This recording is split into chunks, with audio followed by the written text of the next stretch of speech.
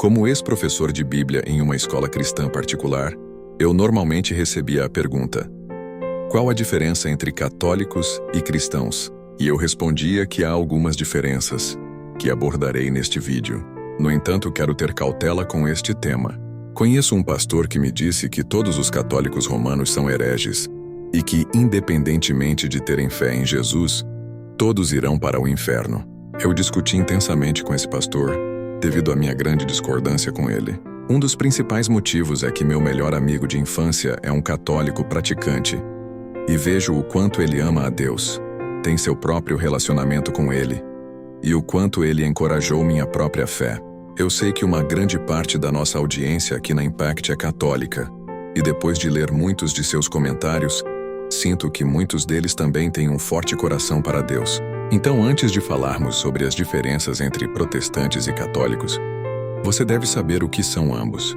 Desde a época da Igreja Primitiva, no livro de Atos, até o início do século XVI, existia uma única Igreja Católica. A palavra católica significa universal. Então era a Igreja Universal. Durante o século XVI, houve um padre católico chamado Martinho Lutero, que tinha muitas discordâncias com a Igreja Católica. Ele tinha diferenças de opinião sobre a autoridade da Escritura, a justificação, a salvação, o papel do Papa e os sacramentos. Então ele e outras pessoas protestaram contra a Igreja Católica Romana, e esse protesto foi chamado de Reforma Protestante.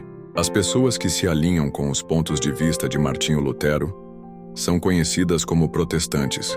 Quero mencionar que Martinho Lutero não queria destruir ou dividir a Igreja, mas sim trazê-la de volta às suas raízes nas Escrituras. O objetivo deles era corrigir a direção em que a Igreja estava indo, mas como eles tentaram corrigi-la, não conseguiram chegar a um acordo.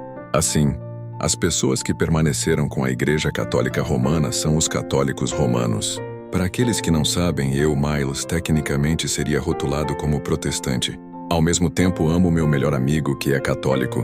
Dito isso, naturalmente tenho um carinho especial pelos católicos romanos. Neste vídeo, não quero apenas abordar as diferenças entre esses dois grupos de pessoas, mas também compartilhar o meu coração sobre este tema. Ponto 1. Protestantes e católicos têm muita unidade nos elementos essenciais da fé cristã.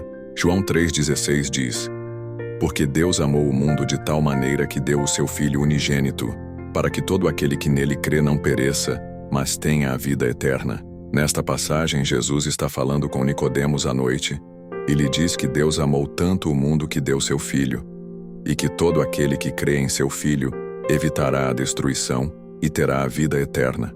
Quando criança, meu melhor amigo se chamava Jess, e ele era católico romano. Ele e eu tivemos nossa cota de discussões, especialmente sobre religião. Quer dizer, sim, nós nos damos bem agora. Mas foi preciso muito esforço para chegarmos a este ponto.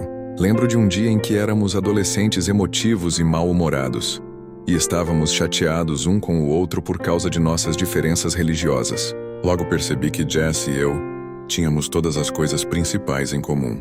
Andando em frente à loja de quadrinhos, perguntei a Jess: você acredita em Deus Pai, Deus Filho e Deus Espírito Santo? E ele disse sim.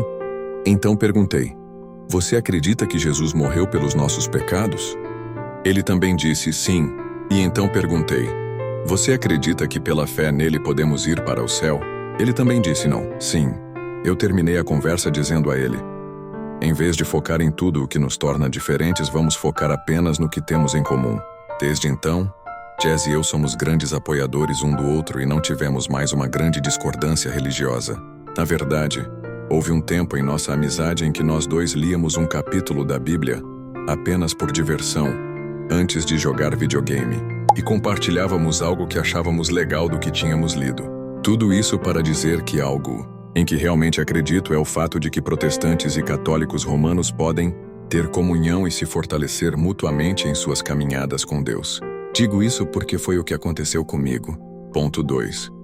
Protestantes e católicos podem aprender e ter comunhão um com o outro. Tiago capítulo 5, versículo 16. Confessai, pois, os vossos pecados uns aos outros, e orai uns pelos outros, para que sareis. A oração eficaz do justo pode muito. Nesta passagem, Tiago está dizendo aos cristãos para confessarem seus pecados uns aos outros e orarem uns pelos outros. A razão pela qual eu menciono isso é porque, como protestante, acho que a Igreja Católica Romana faz a confissão melhor do que a Igreja Protestante. Meu amigo, que está atualmente no seminário, teve a oportunidade de conversar com muitos católicos romanos e estava me contando como os católicos vão regularmente a um padre para confessar verbalmente seus pecados. Na minha perspectiva, quando se trata de protestantes, a confissão não é realmente uma prática. Conheço muitos cristãos que provavelmente ficariam na defensiva e diriam: mas não é o padre que perdoa os pecados, é Deus. E eu entendo isso.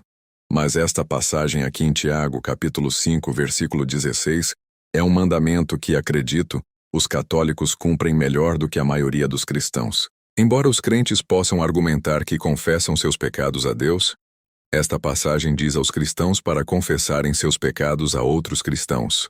Quando eu estava na faculdade de teologia, eu lutava contra a pornografia. Por causa das minhas falhas constantes, eu sentia que não merecia estar lá. Então, sentindo-me convencido a confessar meu pecado, pedi para conversar com o diretor da nossa escola, que se tornou um bom amigo meu. Enquanto eu confessava, comecei a chorar. Foi a primeira vez que contei a alguém sobre a minha luta. Eu disse a ele que entenderia se eu fosse expulso do programa. Enquanto eu chorava, ele me consolou. Me garantiu que eu não seria mandado embora e me encorajou a encontrar um parceiro de prestação de contas, a quem eu pudesse confessar meus pecados regularmente. Eu fiz isso e, a partir desse momento, sempre tive um parceiro de prestação de contas a quem confesso meus pecados. É uma das razões pelas quais tenho vitória sobre a pornografia hoje. Dito isso, na minha experiência, há algo aliviador e revigorante em confessar seus pecados a alguém em quem você confia. Você se sente visto, aceito, ouvido e, honestamente, se sente curado. Assim como a passagem diz. E é um tipo de cura que eu sei que muitos cristãos não têm, porque não confessam seus pecados. Mas sabe quem confessa seus pecados muito? Os católicos romanos. É uma das coisas que passei a apreciar sobre as confissões. Por outro lado, quando eu era mais novo, no ensino fundamental ou médio, meu mesmo amigo Jazz me disse o quanto ele aprecia minhas orações. Ele normalmente repetia as dele, mas mencionou que gostava de como eu mudava as coisas e como eu falava com Deus de forma mais conversacional. Até hoje, antes de cada refeição, Jazz e eu tiramos um tempo para orar, e por cerca de 3 a 5 minutos, oramos por nossas famílias, pelo estado do nosso país e pelas diferentes coisas que precisamos na fase da vida em que estamos. Na verdade, Jazz é alguém que orou pelo sucesso da Impact antes mesmo de ela existir. E ele foi um dos meus maiores apoiadores antes de eu me mudar para o Japão. Tudo isso para dizer: dos católicos aprendi que a confissão deve ser mais focada. E Jazz aprendeu uma nova maneira de orar com os protestantes. Dito isso, quando se trata de Deus, acho que protestantes e católicos podem aprender muito uns com os outros. Ponto 3. Protestantes e católicos não são salvos automaticamente, a menos que tenham fé pessoal em Jesus Cristo. Mateus capítulo 7, versículo 21. Nem todo aquele que me diz, Senhor, Senhor, entrará no reino dos céus, mas aquele que faz a vontade de meu Pai que está nos céus. Nesta passagem, Jesus ensina uma multidão de pessoas e lhes diz que nem todos os que dizem Senhor, Senhor, entrarão no reino dos céus. Este é um versículo sério porque Jesus deixa claro que algumas pessoas que parecem cristãs não serão salvas, porque nunca fizeram a vontade de Deus, o Pai. Uma pergunta que também me fazem é: os católicos são salvos? E eu digo a eles: se eles têm fé que Jesus morreu na cruz pelos seus pecados, então eles podem ser. Minha justificativa para isso seria João 3,16. No entanto, para complementar, eu também mencionaria que ser cristão não salva ninguém. Se isso parece estranho para você, deixe-me repetir. Ter o título de cristão não salva você. Ir à igreja, fazer orações ou ser protestante ou católico também não salva você. O que salva é ter fé que Jesus morreu por você. E a fé é mais do que apenas uma crença. Porque, de acordo com Tiago, capítulo 2, versículo 17, se a fé não tiver obras, ela está morta. Quer mergulhar em um conteúdo incrível?